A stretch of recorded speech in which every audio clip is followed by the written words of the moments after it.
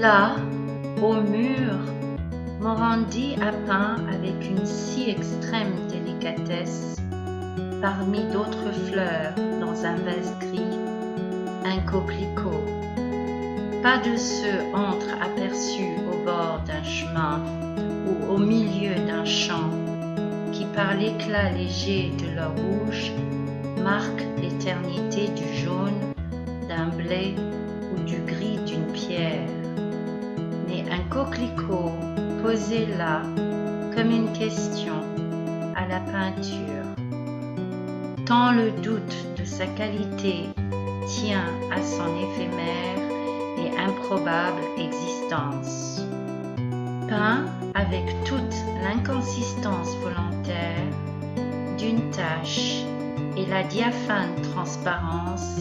étudiée d'une passe, il devient, par l'opération de la peinture, non un simple coquelicot, mais l'acte qui permet d'en penser sa fragilité sans qu'il ne soit par celui-ci devenu une image de coquelicot, mais plutôt la puissance ou l'impuissance à le fixer là, non en sa qualité de coquelicot, mais dans le verbe de sa couleur, tant l'on sait qu'il sera prêt à disparaître au moindre coup de vent ou de temps, avant même que la forme de sa furtive apparition ne puisse être saisie, échappant par définition à tout essai de formulation. Et pourtant il advient en qualité de coquelicot et subsiste dans la peinture, résiste par son expérience d'être là.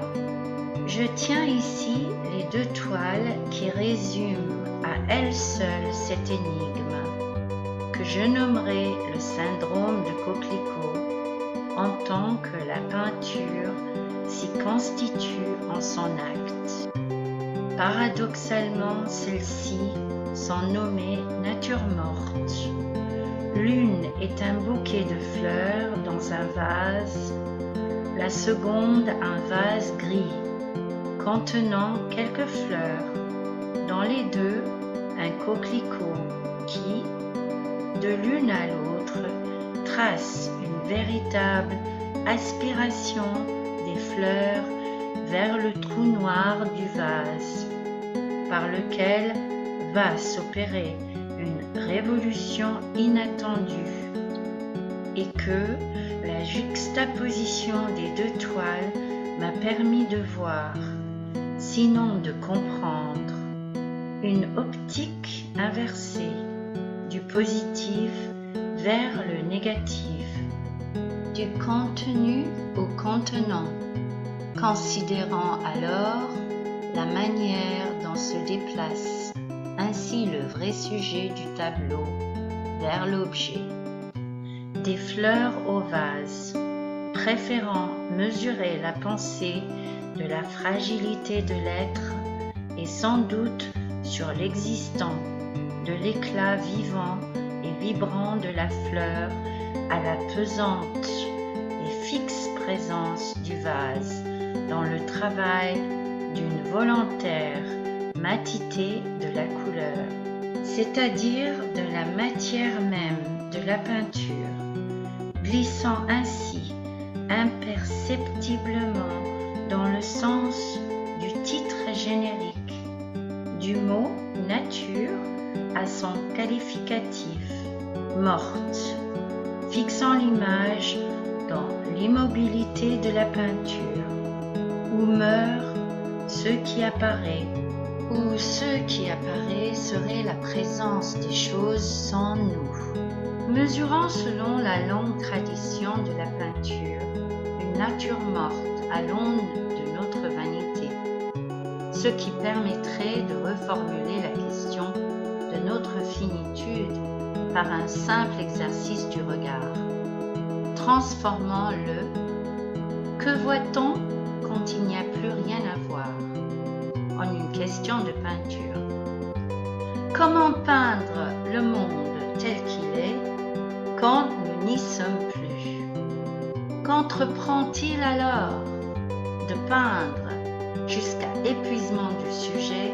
la transformation des objets par la peinture, comme pour en éprouver sa persistance, sa résistance, sa temporalité autre. Si cette opération propre à l'art est bien de faire passer les choses du monde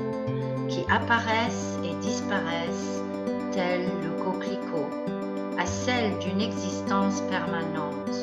immuable, immobile, pesante, intense, insistante de celle-ci.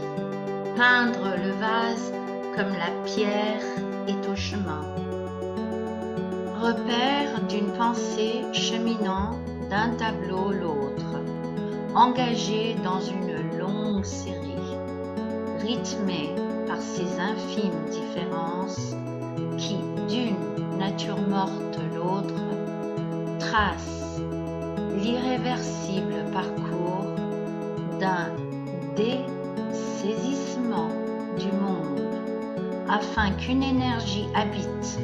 peu à peu la peinture, qui,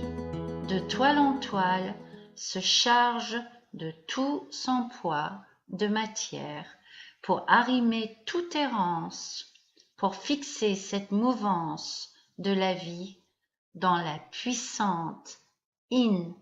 intranquillité des choses.